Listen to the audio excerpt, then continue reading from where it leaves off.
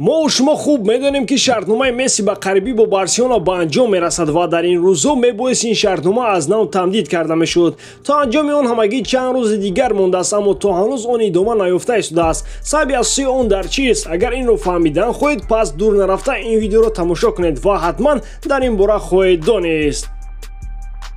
даври плей-оффи евроам оғоз шуд. ҳар як бозӣ тақдирсоз аст. бинобар ин дастаҳо бо тамоми қувва бозӣ хоҳанд кард. имрӯз нидерландҳо бо чехия бозӣ мекунанд. ан рақобати асосии рӯз бошад. белгия зидди португалия аст ки ба даври навбатӣ роҳ меёбад. дастаи лукаку ё криштиану роналдо. моро рақобати шавқовари интизор асту бо коэффициентҳои баланд аз 1х тамошои бозӣ бозам ҷолибтар мегардад. инчунин ҳама ёбуначиёни навро дар аввалин пардохт бо промокоди барсатиҷӣ то 1400 сомонӣ туҳфа интизор аст. имкониятро аз даст надиҳеду ба ссилкаи дар зери видео буда дароед. замоне ки Месси нияти аз Барселона рафтан карду дар пеш ПСЖ бо таклифҳои худ баромад, ин масъала ғайр аз дохили клуб боз дар беруни он низ мавриди баҳсу баррасӣ қарор мегирифт. аммо мавсими 2020-21 бидуни қабул кардани ягон қарор дар ин бора анҷом ёфт. Барселона баъди Реал Мадрид ва Атлетико ҷои сеюмро ишғол намуд ва акнун суол ин аст ки Месси бо Барселона шартномаи нав мекунад ё ин ки на. касе намедонад. қабл аз анҷоми чемпионат пеш аз як бозии охир ба Месси имкон дода шуд ки ба истироҳат рафта барои Копа Америка омодагӣ бинад. айни ҳоло бо мунтахаби худ дар Бразилия қарор дошта дар бораи тамдиди шартнома чизе аниқе нагуфтааст. шартномаи Месси бо Барселона 30 июн ба охир мерасад ва дар муддати ҳамин чанд рӯзи дигар агар чизе рӯшан нашавад, пас муносибати бозингари 33 сола бо Барселона расман қатъ мешавад. биёед бинем ки президенти клуб дар ин бора чӣ андеша дорад. Лапорта хостори он буд ки қабл аз баргузории интихобот ва баъди он низ Месси дар даста бимонад. ҳарчанд ки вазъияти иқтисодии клуб даст намедиҳад ки ба он мисли қаблӣ маош пардохт карда шавад. Лапорта лидери харизматикӣ аст ва барои барқарор кардани муносибати хуб бо Месси ва падари ӯ Хорхе корҳои зиёде кардааст. дар замони роҳбарияти қаблии Бартомео бо Месси ва падараш муносибати хуб надошт ва маҳз ҳамин мушкилӣ ба он оварда расонид ки Месси қасди аз Барса рафтанро карда буд. Лапорта борҳо гуфта буд ки мо дар ин самт корҳои зиёдеро анҷом додем ва Месси шартномаи нав имзо мекунад.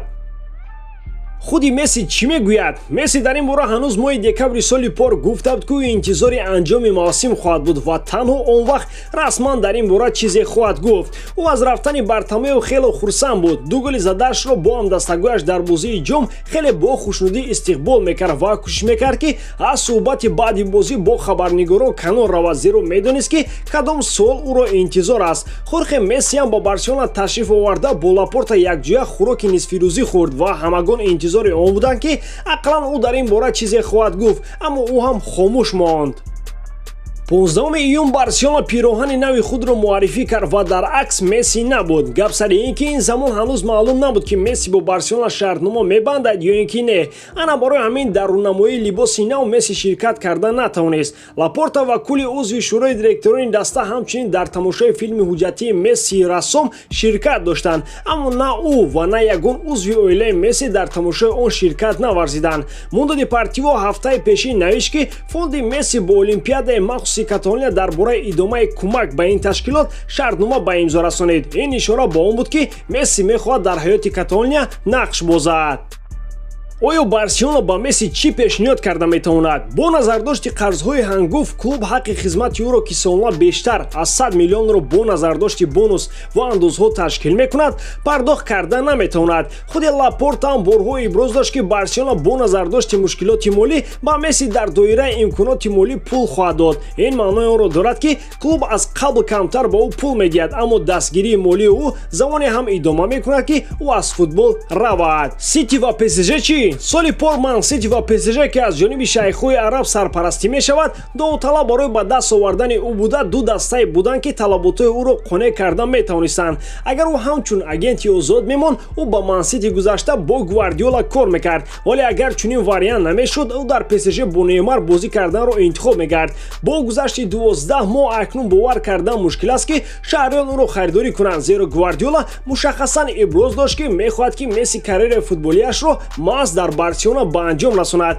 аммо президенти ПСЖ Алхелайфи андеша дорад ки бо анҷом шудани шартномаи кори ӯ бо барселона дилхуд аста ҳуқуқи бо ӯ дар ин бора гуфтушунидро дорад. Бисёриҳо бо он назаранд ки Месси ҳамеша дар бораи маоши мегирифтаи худ фикр мекунад, аммо худи ӯ мехоҳад ки барселона дастаи рақобатпазир буда дар Ла Лига ва Лигаи Чемпионҳо ба шармандагарӣ дучор нашавад. Лапорта дар навбати худ аз рӯи нақшҳои худ чунин дастаро бунёд карда истодааст. овардани Агуеро, Депай ва чанд бозингари дигар гувоҳи гуфтаҳои болост. онҳо ҳамчунин Вейналдумро овардани буданд, аммо ӯ ПСЖро интихоб кард. акнун дар Барса чанд ҳуҷумкунанда аст. Мемфис Депай ва Серхио Агуеро ба Антуан Гризман, Усман Дембеле, Филиппи Каутино, Фати, Тринкау ва Брейтвейт ҳамроҳ мешаванд. ин албатта хело зиёд аст. аслан Мемфис Депай аз рӯи усули бозӣ ба Месси монанд аст, яъне дар сурати рафтани Месси Барса бе чунин услуби бозӣ намемонад. оё омадани Агуеро маънои истодани Мессиро дорад? Агуеро ва Месси аз замоне ки соли 2008 дар Олимпиада ғолиб омада буданд, хеле дӯстони ҷонӣ гаштанд. омадани Агуеро маънои онро дорад ки акнун ҷои холии дӯсти Месси ки қаблтар ба Суарес тааллуқ дошт боз пурра гашт. Агуеро дар суҳбатҳои худ оид ба ин мавзӯъ хело ба оҳистакорӣ роҳ медиҳад. ӯ дар ин бора чизе нагуфт то ин ки бо Месси дар Купа Америка ширкат кунанд, зеро худаш низ дар ин мавзӯъ ҳанӯз чизе намедонад. Лапорта гуфтааст ки мо бозингареро овардем ки Месси ҳар рӯз номи ӯро мегирифт. аммо чӣ гуна Барселона метавонад ин қадар бозингарони зиёдро биёрад дар сурате ки дар буҳрон ғутидааст? Воқеан хеле саволи баҷо. ҳафтаи гузашта шӯрои директорон нақшаи гирифтани 500 миллион евро қарзро тасдиқ кард, аммо ин пул бояд дар эёи дигар бораи даста сарф карда шавад, на барои харидории бозингарони нав. ҳарчанд ки на ҳамаи ин бозингарон харидорӣ шуданд, балки дутои онҳо ҳамчун агенти озод омаданд, аммо ба ҳар сурат онҳо маош мегиранд ва на 1 миллиону 2 миллион. Брейтвейт, Каутино, Миралим, Пьянич, Фирпо, Самуэл Умтити фурӯхта мешаванд, аммо ин маънои онро дорад ки дар ҷустуҷӯи дастаи нав ба онҳо низ вақт лозим. дар ин миён ба Пике, Бускес, Алба ва Роберто пешниҳод шуд ки аз баҳри як қисмати маошҳои худ гузаранд. Дембеле, Терштеген ва Гризман бошанд ба фурӯш монда мешаванд. нуқтаи аслӣ ин иҷрои ҳатмии қоидаҳои ферплей дар Ла Лига мебошад ва Лапорта ҳафтаи гузашта ба ин ишора карда буд. дар Ла Лига низоми ферплей дар қиёс ба дигар ҷо шадидтар аст ва мо бовар дорем ки роҳбарияти Ла Лига дар ин ҷодда моро дастгирӣ мекунанд вақте мо бо Месси шартномаи нав ба имзо мерасонем, гуфтааст Лапорта.